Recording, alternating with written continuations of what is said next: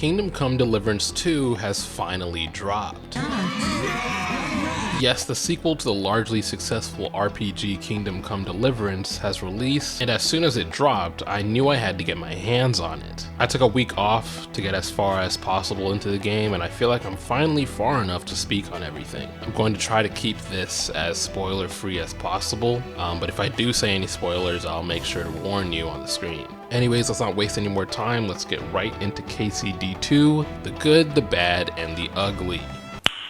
Nice. Okay, so first thing I want to touch on when it comes to the good category is the immersive world of KCD2. The game's world is beautifully crafted with intricate details that bring medieval Bohemia to life. The cities feel alive and the countryside was vast and immersive, and I just hit like the second segment of the game where an entire new world space opened up, something I really did not expect. You're essentially getting double the maps of a normal RPG game, both with as much detail as the last. On top of that, even the empty space areas are very detailed. I can't tell you how many times I've walked to a quest objective through the woods across the plains and felt very happy to be doing so, just taking in the sheer beauty that Warhorse was able to capture of Bohemia. KCD2 is darker and more mature and complex, so we really stepped up with cinematic lighting, the weather effects and composition, but also with our sound effects and atmospheres. It's interesting because I don't think that their graphics are particularly better than one. They haven't jumped tenfold or anything, but it feels like they just got a lot better at world building.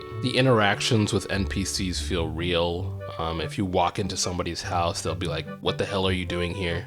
Get out, please." And they'll check if you stole anything and be suspicious if you're walking around at night, all of those good things. And it just makes the game's world feel alive and breathing. I have to tip my hat off to Warhorse for making easily one of the greatest RPG worlds I have ever played in. Moving on, the combat has seen a facelift from what it was in the first one, now featuring crossbows and early firearms, adding more variety. They also refined the multi-directional attack system, which all in all, I enjoyed. It has its kinks, which we'll speak about later in the video as well, but I do prefer this to the additional direction in KCD1. Another big pro for this game has been the decision making. Certain aspects of the story have situations where the way you approach a situation or what you may say to someone can affect the lives of several other people, maybe even entire towns at that. And this is exactly the type of shit I love to see in role-playing titles, dialogue that actually means something. We've gotten too many RPGs where the dialogue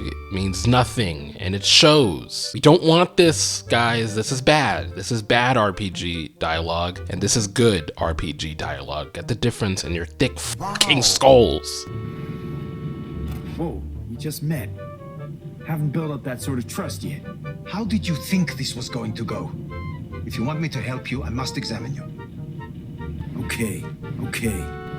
Things like this help push me through the slower moments of the story, which leads me to the bad section of the video.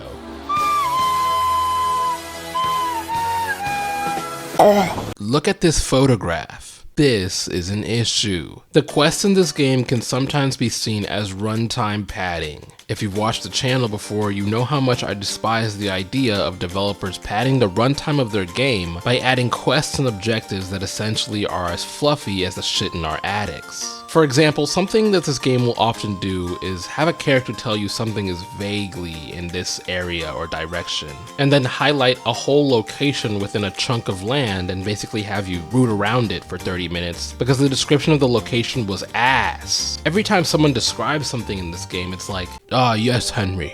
You must find the broken sword. Go down the path and continue on until you see a peepee tree. And then turn left and follow the stream until you see the tree shaped like my father's toenail." Like, what do you mean? Can't you just mark it on my map? And I'm not exaggerating. This one time I had to go find this burial site in a forest, and the only clue I had was it's under 2 intertwined birch trees. Like, it's a fucking forest. Do you understand how hard it is to find something like that in a place like this? And then, like I said, they highlight the entire left side of the country and say it's somewhere around here. Stop it. We know what you're doing. You know that for the average player, this will add around 15 to 20 minutes of runtime, and for what reason? You already have a great system like blacksmithing or hunting set into place that add more than enough playtime outside of the quests, so why not just have people mark things on your maps?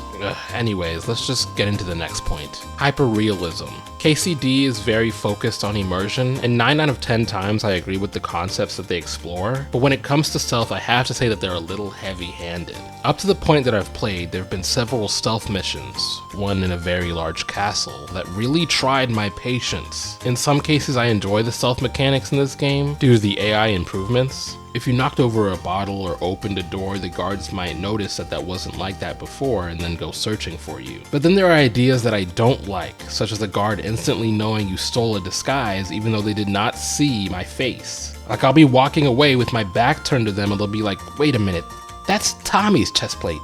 Where did you get that? And this is a situation where I could have easily been given these items. Yes, I may have actually killed Tommy and taken his shit, but how could that guard know that? And that leads to other aspects of the game as well. This isn't exactly a new system, but if I steal something from anywhere, it is now marked as stolen, and a trader from miles away will then dock your price because they notice it's stolen. How do you know that I stole this from the castle light years away from here? I understand from a gameplay standpoint that you don't want to harm the currency system, but stuff like this just breaks immersion for me. Anyways, I digress. When it comes to stealth, I like to look at the Hitman series. Hitman is foundationally set on stealth gameplay where you change disguises and snap people's necks to get to the right area. But you'll be surprised to know that they're actually quite lax about being seen. Like, if you're seen doing something suspicious, it's not the end of the entire game and you have to reload from the beginning of the stealth mission. In most cases you can escape, and even if it breaks out into an all-out gunfight, you still have the opportunity to leave the situation, even if that means the guards will now be on higher alert later into the mission. All in all, I think the game can get caught up in realism to the point where it's just nonsensical. What's more important is that your player is having fun, so just ease up on that aspect sometimes. And I know some of you are probably saying, oh, but CC, if you have high enough skills, you can talk your way out of anything. And I'm glad you brought that up, little boy, as we move into the ugly portion of the video.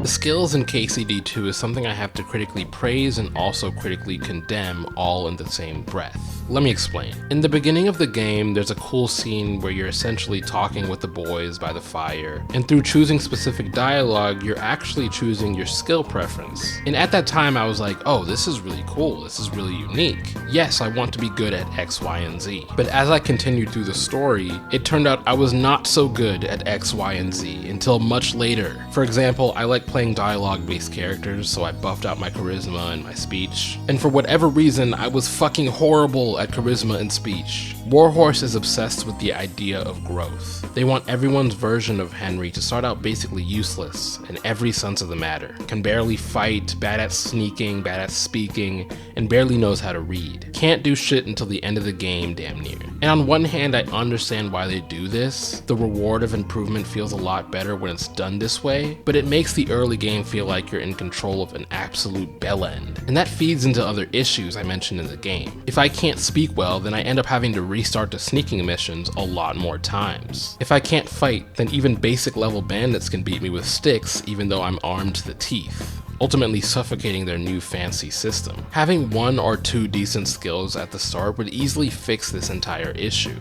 If I wanted to play a Henry that's super strong but can't read a children's book to save his entire bloodline's life, then the player should not only be able to select that, but really feel it when it comes to combat. Early story enemies should be a walk in the park regardless of if they have numbers on you. And inversely, if I want to be the smartest bookworm in all the lands, but I can't wield a sword very well, then I should be able to do that too. But again, I better be passing 9 out of 10 of the speech checks if I do choose that route. This is an issue that I feel less and less of as the game goes on. And again, I admit that the growth feels nice, but I just feel like this needs polish, especially coming off the entire first game where our character already had time to grow. Anyways, that kind of summarizes my good, bad, and ugly points for KCD2. Despite the common annoyances that I experienced and explained here, they really have made a really good game. I've been locked in this past week playing this game, and I'm still eager to get to the end. It definitely has me hooked. And to avoid spoilers, I'm just not gonna say anything about the story. I'm sure you've noticed. I know that these good, bad, and ugly videos can be confusing because it sounds like I'm hating on the game,